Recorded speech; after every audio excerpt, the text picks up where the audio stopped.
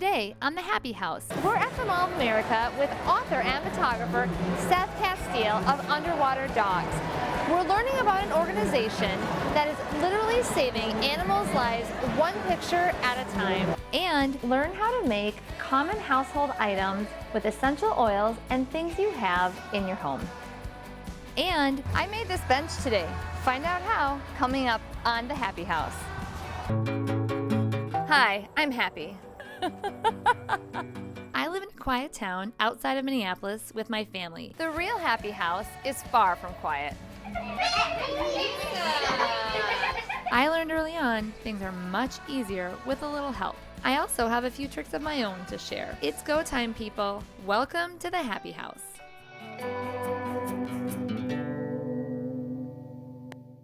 One Picture Saves a Life is an organization that literally changes the lives of animals with one picture. Hi, my name's Seth Castile with Underwater Dogs. I've volunteered at animal shelters all over the country, and there are millions of pets looking for forever homes, and they need our help. One of the best ways we can help them is to take a better adoption picture. One picture saves a life.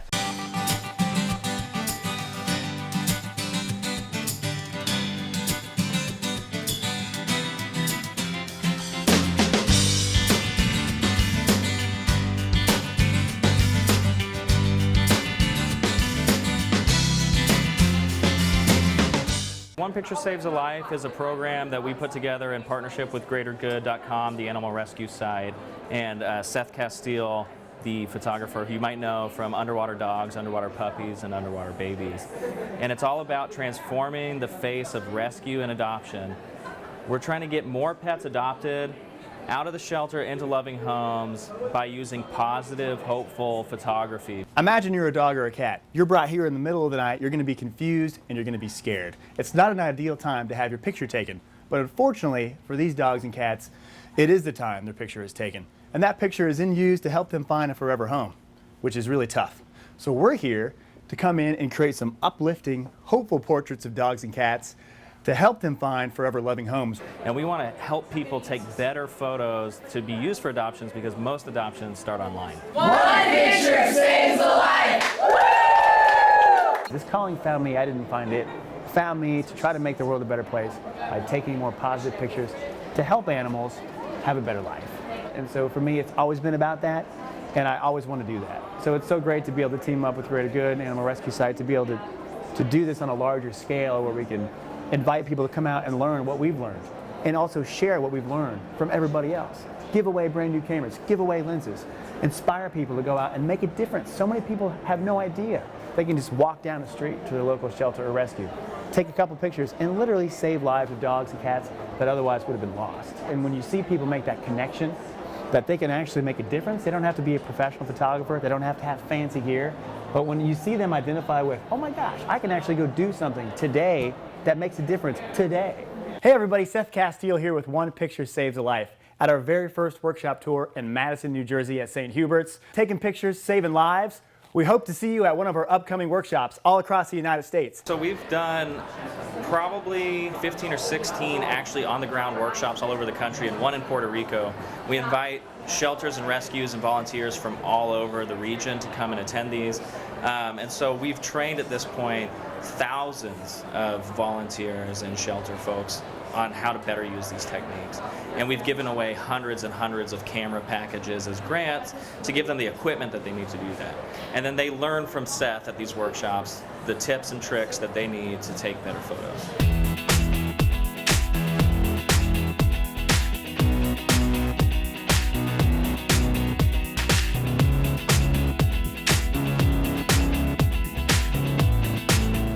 I need a volunteer. You're going to be our terrier. Let me get my camera. We're getting you adopted, Gary. Congratulations. Very nice.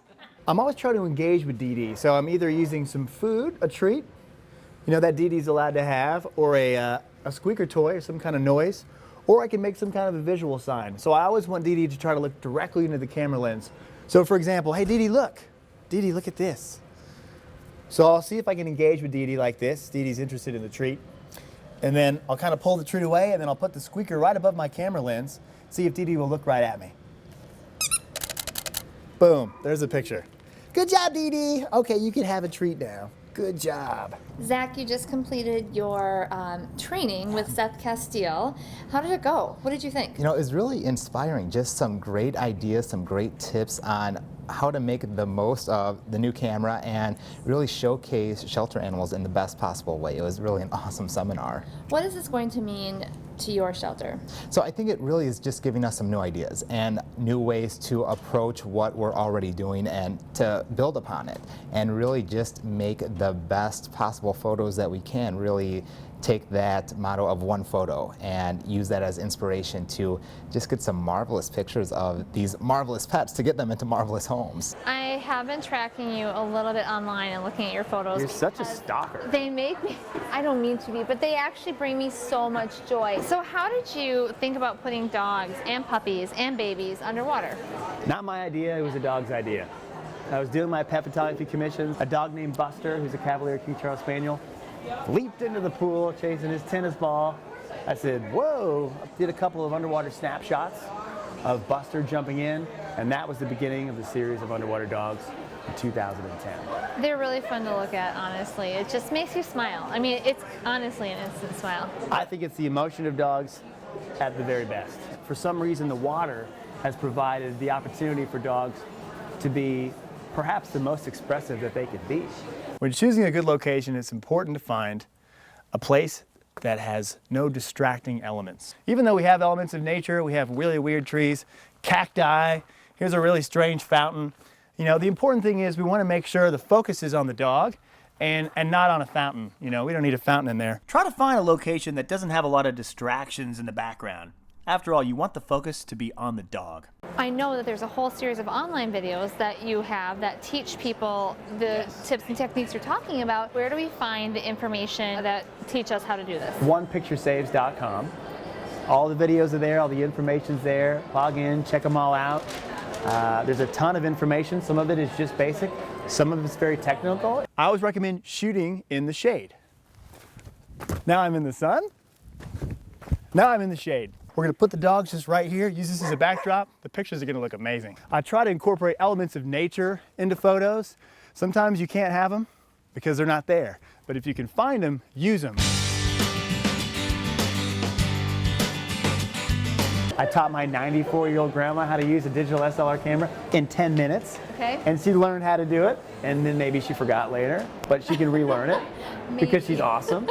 Yes. But you can learn it. You can learn it, and it's not intimidating. You can learn it, and you can take professional pictures in a matter of minutes. I appreciate your work. One, your artistic work, but also your nonprofit work. It's really inspirational.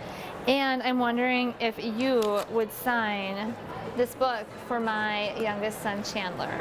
I would be delighted to. All right, thank you. You're welcome. How old is Chandler? Chandler is 9. You can say it to the Chan Man.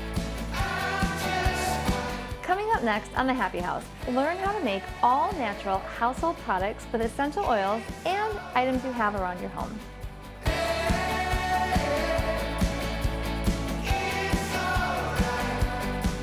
Using essential oils and ingredients from around your own home, you can create products to use in everyday situations, such as bug spray and linen spray. And I've got my friend Lisa here with me, and she is going to teach me how to make a variety of products that we can use around our home. And they're all natural, which is what I love.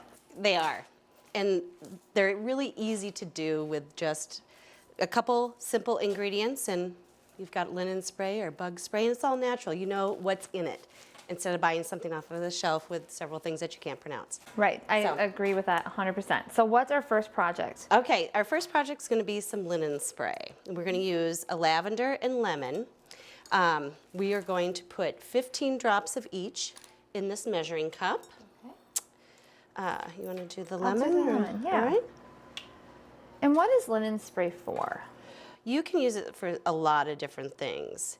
You can use it for a pet bed. It's safe for sheets, pillows, shoes, gym bags. And is it about cleaning the linens or freshening them up or making things just freshening smell them better? up. Yep. And I know lavender and lemon together can be quite soothing, so Yeah. that might be a good combination for nighttime. Right. It promotes a nice night's sleep. Okay. So next, we can choose whether we need to mix this with vodka or rubbing alcohol. Which would you like to mix it with? What's the difference? Well, it's going to do the same effect regardless. It just helps evaporate the moisture and leave the scent behind. All right, I am going to go ahead and choose this rubbing alcohol because I like to keep my vodka for other purposes. Okay. All right, so we're going to do about 3 ounces of this. All right. And then we just stir it around? Yeah. Okay. And now we just do 1.5 cups of distilled water. Easy enough. Whoa. And how long does this last? I think it would last, like a month or 2 in the bottle. I think distilled water handles or keeps better than regular water. It smells nice. Does it smell nice? All right. And so now. This would also be a great gift, honestly. Absolutely. And we have a glass bottle here. Is there? Right. Can I use plastic bottles or? It's better to have a non-reactive bottle. Okay. The plastic, the citrus in the lemon would stick to the plastic and it would stain it. All right. So we're gonna do this. Fill it up. All right. Oh, Here's that is yours. really nice. Yeah. Is this Twist that safe on. for kids too? It is. You could use it on crib sheets. You can use it as a monster spray at night in case, you got a toddler that is afraid and you want to promote a nice night's sleep. Just spray it around. You could use it for your car, anywhere for a nice room spray. I love it. I'm going to stick a little label on it so we know what it Awesome. is. Okay? All right. Perfect. Lynn, What is next? what do we want to call? Next, we can make a bug spray. In Minnesota, we have issues with mosquitoes. Really? Yeah. Did you know that? I did know that. And actually, my 2 of my 4 kids and myself are very allergic to mosquito bites. But we hate bug spray. We hate Right. it. So I'm excited to learn about Something exactly all what natural, easy to use. We just need these 2 items, distilled water and witch hazel. We are going to do 10 drops each of these essential oils. We have purification, peppermint, and thieves. Are these available at my grocery store? Or I would look at my co-op maybe for these? These you would go to the Young Living website and purchase. So we're going to do 10 drops of each into the measuring cup. Okay, 10. I'm guessing that this is going to smell a lot better than the bug spray that right? my kids are used to. Exactly. So now all we need is 4 ounces of the witch hazel and 4 ounces of the distilled water. Okay. You go first. Let's see here. Oh, yeah. That's perfect. I love the smell of witch hazel, actually. It's kind of mixing it up. Yeah, it is, the pressure of this. Right. Okay, and then that. This would be a great thing to send to camp with your kids for the summer. It would. Perfect. You don't have to worry about having to wash it off right away, when you get done with the day. Okay, and then we need to, now what comes next? Oh, do we need to stir it or no? Oh, yeah, I guess we can stir it. We can also shake it.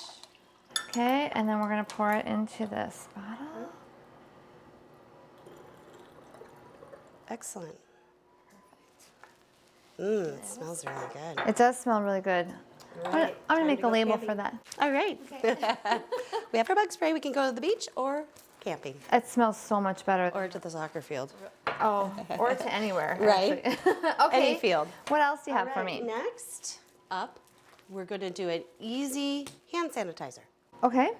We need these, lemon, and distilled water, aloe vera, and that's it. For this, we are going to do 15 drops each. 15 drops of lemon. That's right. Okay. 1. Okay. And then All what right. comes next? We need 2 to 3 teaspoons of aloe. All right, I can do that. All right.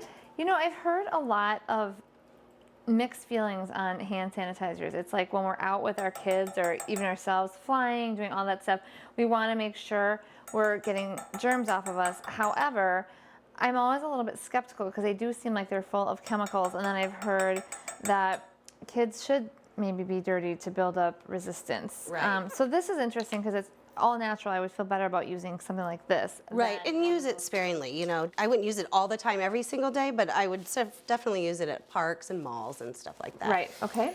So then we just need 4 ounces of our distilled water.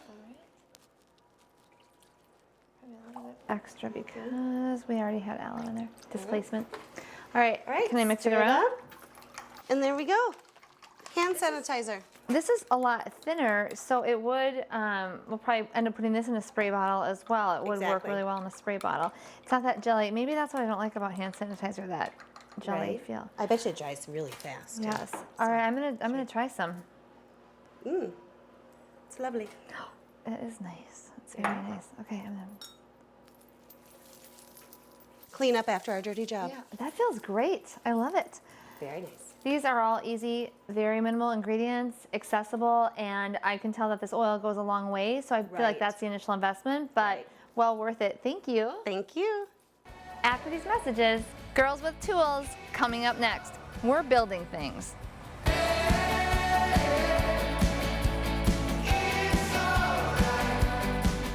I wanted some new outdoor seating, but was on a limited budget, and I wanted something really unique.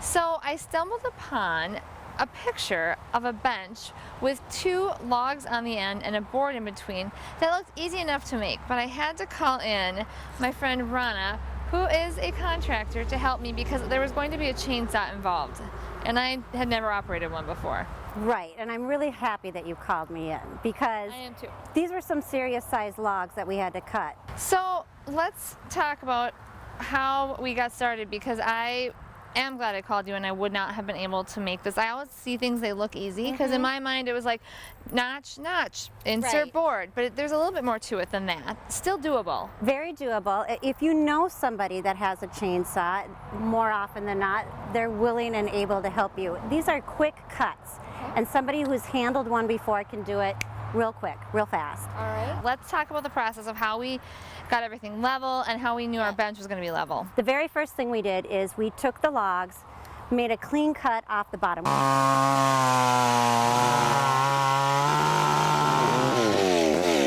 We determined what was going to be bottom and top. On some logs it's a lot easier to know, and others you just do your best guess at what looks like will be balanced.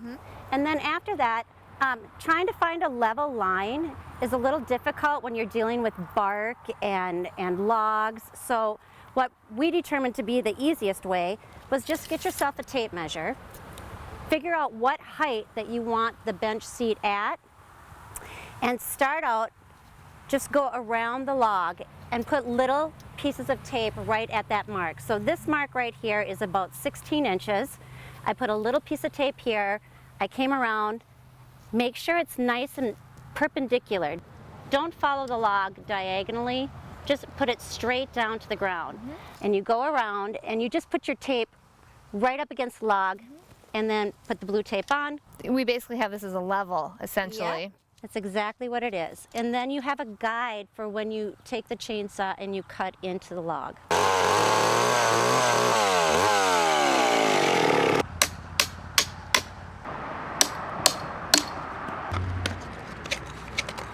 Just to make sure it would hug the bench, we came in about 8 inches. So this way there's a little wiggle room that if you need to shim it on the bottom a little bit to lift the bench seat up.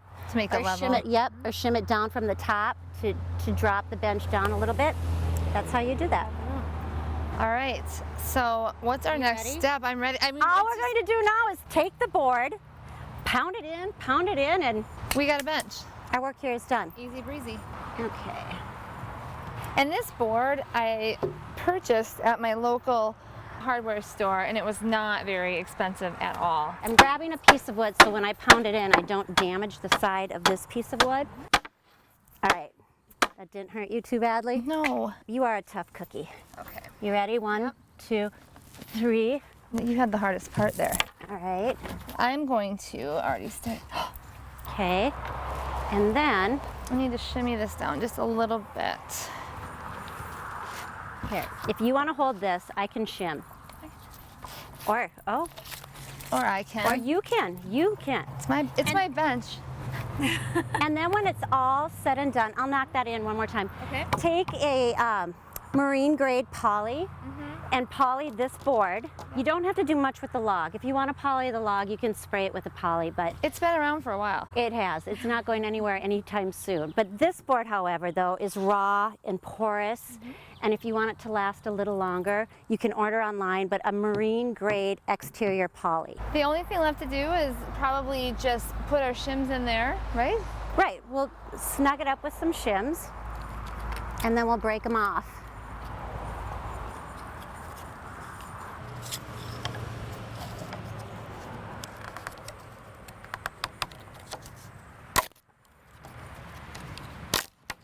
We're pounding things, we're breaking things, we're sawing things. It's a good day.